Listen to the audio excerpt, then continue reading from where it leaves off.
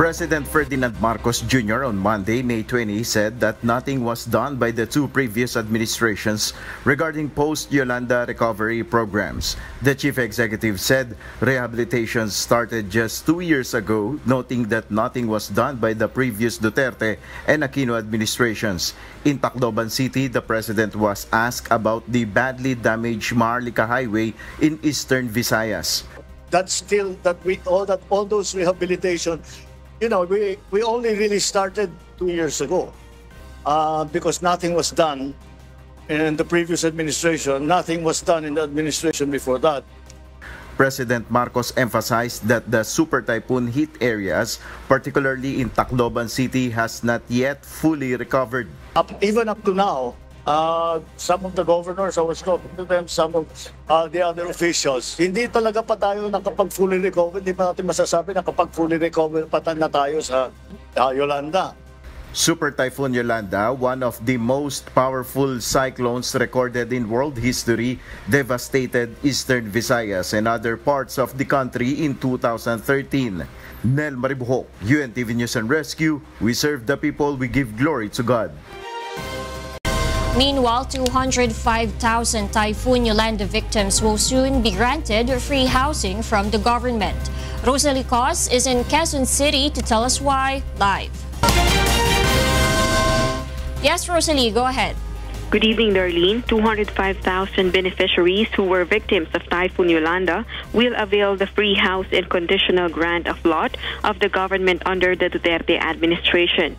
This was the announcement President Rodrigo Duterte made before he ended his speech for the first housing summit of the National Housing Authority he attended under his administration. Yung housing ninyo, after a few years you have to pay 200,000.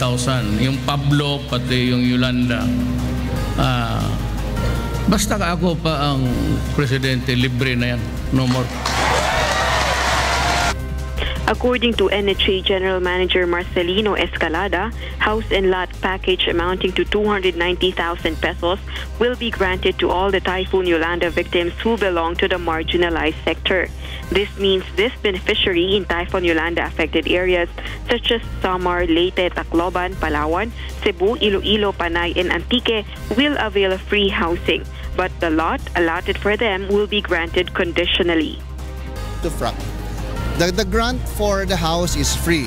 The grant for the land will be usufruct so that people will not be able to sell it, dispose it, or make it as a collateral for future financial requirements. Meaning it will be still owned by government. These housing projects amount to close to 50 billion pesos to be funded by the national appropriations. As of now, NHA reports of 131,000 ongoing Yolanda projects, and these constructions are already awarded.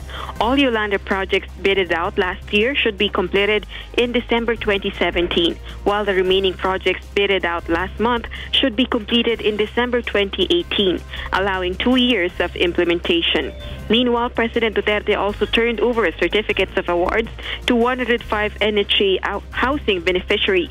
Some of the recipients were informal settler families living along danger areas in Metro Manila, while some were calamity victims. Back to you, Darlene. Thank you, Rosalie, and that's Rosalie Cos reporting live from Quezon City.